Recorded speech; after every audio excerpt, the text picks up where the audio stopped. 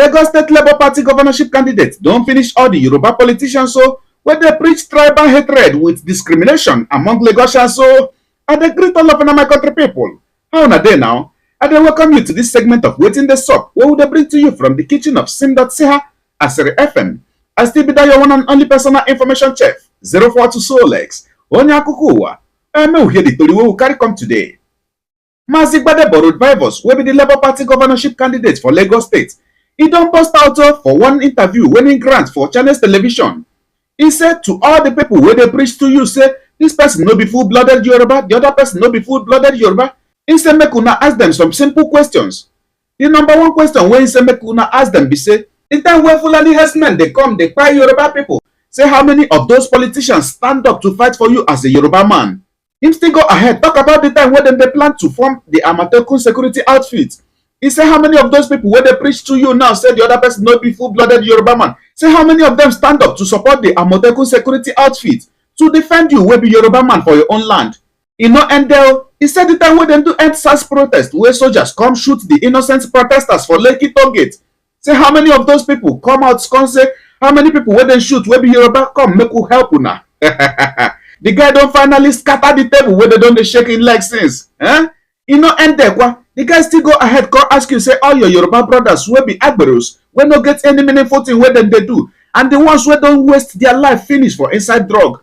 Say how many of those politicians come out come say you be Yoruba person, you be my brother, come make we better your life. Make it not be less than me talk more and do not say too much talk, no the full basket. So it go better when you carry your chair, jeje, come close. May we took eye for the video, may we see as he take talk am. May we took eye for the video, Kambia Kwano. I am the epitome of a cosmopolitan Lagos. I represent it, I embody it. I see what brings us together as opposed to what takes us apart. See, Lagos State has been in harmony for a very long time. What happens is politicians come and try to divide us. And I always say to people, let us be wary of a politician or politicians that only remember that they are Yoruba when it's time for politics. When Fulani herdsmen were making incursions into Oyo and into different parts of the southwest, and people like Sunday Igboho stood up, people like Rotimi Akeredolu stood up, a lot of politicians in Lagos were quiet. They played politics with it. They were quiet. When it was time for Amotekun, they were quiet. So many interests of the Yoruba people, they were quiet because they wanted an alliance with the North, right? So they put their political interests above the interests of their people. And then all of a sudden, it's time for politics and they remind you that this person does not speak Yoruba, this person. With the Yoruba that they've been speaking, when they fired at young people at Lekki Toll Gate, did they separate the Yoruba, Igbo, or Hausa? All the Agberos on the streets that are wasting their lives, young men that are getting on drugs and have been multiplying for years, do they go and meet the ones that are Yoruba and tell them, come, we'll give you rehabilitation, or we're going to get you off the streets, we're going to ensure that you're a more productive member of society? Are you implying that the politicians fired at the protesters? I will say from what the army has said, Governor Sanwo-Olu invited them in and gave the order. But he's been clear in that time, and again, I imagine you caught the interview. I mean, and then what the army said during the hearing completely goes against what he said. And he has CSO of his state, right? If you do not give an order and somebody just comes and is shooting like a cowboy, you should be on ground. As a leader of the state, you should say, you cannot shoot at my people. If you have to shoot at me to get to me, to get to the people. I don't believe that a military setup will come and start shooting and people without carrying the governor along. It's not possible. So except it was a coup. Order. I believe that. And I also believe that he saw the bodies. I believe that he was at Reddington Hospital. I believe that he saw the bodies. And there's a lot of evidence on this. So all this gaslighting that they've been doing, we're just watching them. Because it's the same thing as they're telling us that the election was won by 10,000. When we know that they took out almost 50,000 votes in Alimosho and 20,000 votes in Ikeja. There's a lot of gaslighting, politics, and tokenism that is a hallmark of the APC government. Yes now, shebi you don't hear that one as me to take hear am. If they say make I talk my opinion, I go say this guy now from another country oh. E get why oh. The next video wey I go wan show you now waiting the guy answer Daddy Freeze. The time where Daddy Freeze interview am for his own platform. Daddy Freeze ask am different questions, but the one wey I go show you right now na in answer when he give Daddy Freeze when Daddy Freeze ask am wetin be plans for educational sector of Lagos State. You need to hear wetin this guy tell Daddy Freeze. He said not be only for Lagos State, so say educational sector for the whole Nigeria need a very big work, a very big rehabilitation and rehabbing. Him say how on earth and why them go still dey teach Nigerian pikin till this generation. Say na Mongo Park discover the River Niger wey dey for inside Niger wey be say the ancestors of the children wey dem dey teach that thing don dey fetch water for that river thousands of years before even dem born Mungo Park.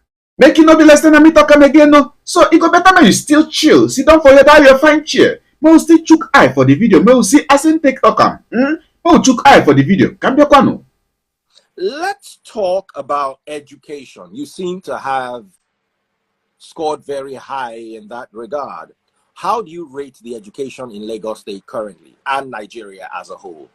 Education in Nigeria is extremely poor. I would say it's quite mediocre. Education is supposed to prepare you to be a critical thinker, and you find that that's not the case. You have young kids that are still being told that Mungo Park discovered River Niger this year. River Niger that their ancestors were bathing in when the Europeans were probably in caves, right? So the syllabus, we're still going off the British syllabus that was created in a way to produce workers, but not necessarily critical thinkers or innovators, right? So the whole system, first of all, needs to be overhauled. We need a system that's producing producers, people that are critical thinkers. Now, obviously, there are always exceptions. I'm not saying that there are no brilliant people in the Nigerian education system. I'm looking at the system in itself for what it is. Also, when you look at the welfare packages for teachers, the standard ratio by UNESCO is 1 to 20 in a classroom. In some places, you have 1 to 60, some places you have 1 to 100 in Lagos State. There's a level of innovation the government has tried to bring into the education sector. Out of the 1,009 schools, they've probably brought in a program, Eco Excel, to 300 of that. So that's like 30%. But a lot of this is still very tokenist in approach. It never really scales up. It never expands. It's never consistent. That's another problem as well.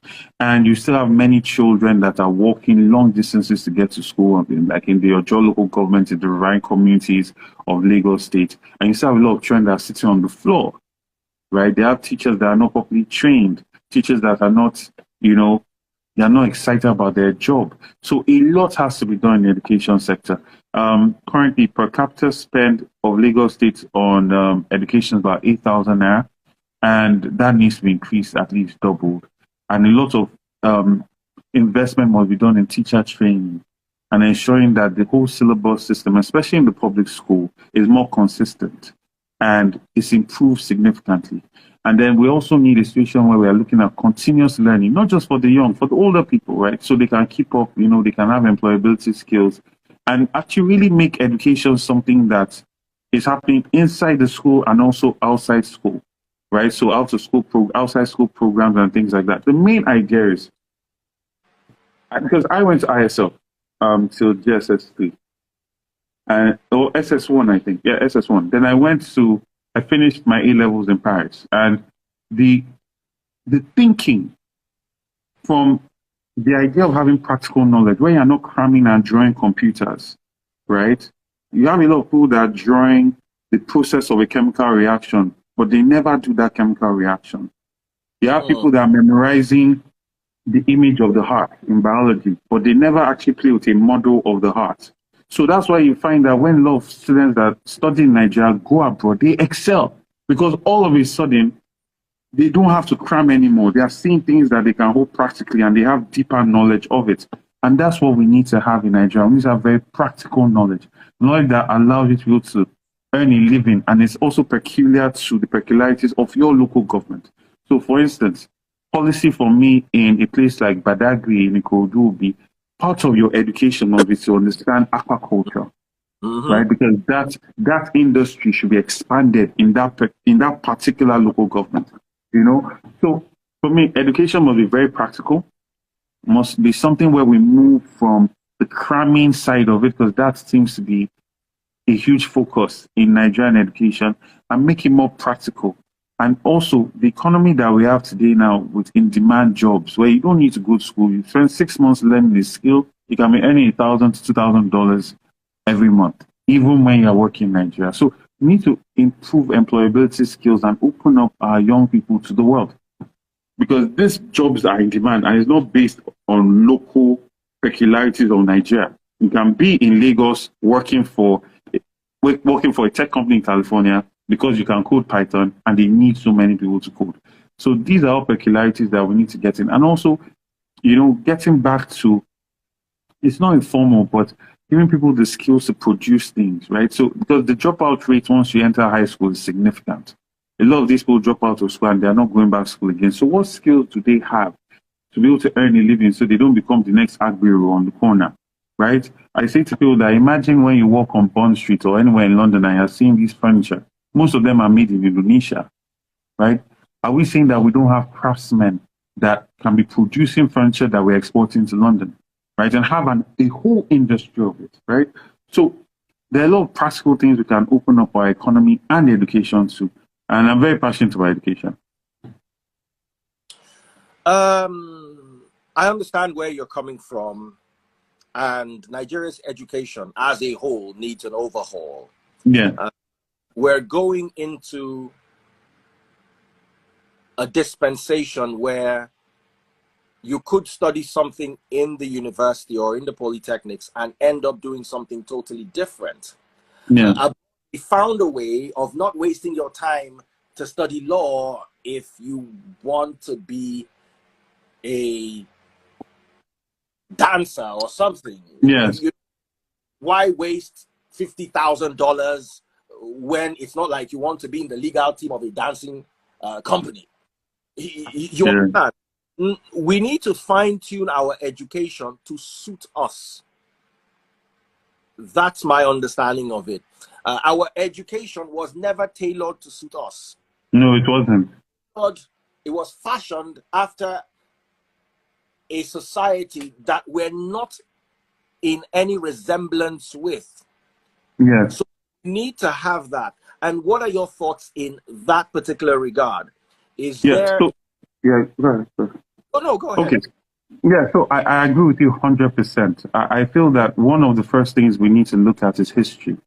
And people might, turn their nose up at it, but understanding your history as a people gives you the sense of pride that allows you to be able to look for solutions within yourself.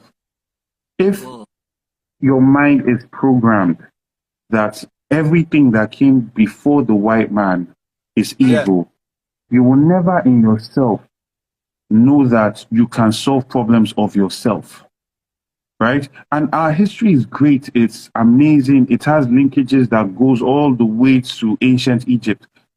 And there's so much story. And the good thing with history, when you look at the way the Americans groom their citizens, and the British and the French, they literally celebrate the qualities they want in their citizens by teaching them history of those people or actors in that time. So they're saying this is what it means to be heroic. This is what it means to be great. And it's I'll use the word brainwashing, because when you see the Americans that you don't see where they get that sense of exceptionalism from, that sense of pride. It's all in their history. And they pick and choose what they're going to put in there. So they will say slavery was mass migration of workers, right? They find their way. And as a country, as a people, as a society, we also must take history. So when you're talking about peculiarities and molding education to fit who we are, history is one of it.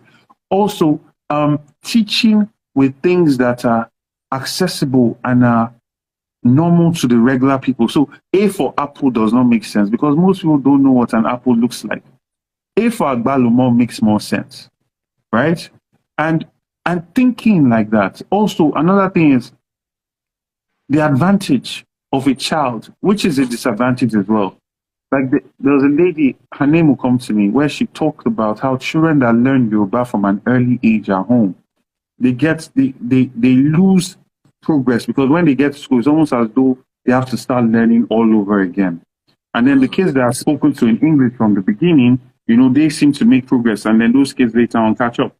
And then she did an experiment where those kids continued learning Yoruba for some time and then did exams and were excellent.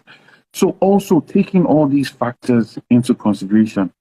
And then, like I said, tailoring our education as well to our culture, right? And to our peculiarities, all with an aim to create a very well-rounded, well-informed, a person full of pride, African pride, and a person with the ability to produce. At MIT, the motto was mind and hand. So no matter how brilliant you think something is, no matter how brilliant your idea is, you must make it with your hand. Right? You must mens and manners. You must make it with your hand, and they'll give you everything you need. We had laser cutters, we had CNC routers, we had 3D printers, and this was like 10 years before it was available to the public. But the main idea is that produce, you must make, and I think we need to bring that into our education system as well. Yes, now, maybe you don't hear that one again. It can make better sense if you chook mouth for the matter by dropping your opinion on the comment section down below. May we know what you carry for mind. And now here we go draw the curtain for this particular segment of Waiting the Sub. Don't forget, I still be that your one and only personal information chef, 042 Solex, Onya Kukowa, operating the oven of Sin.ch Asiri FM. Messiano.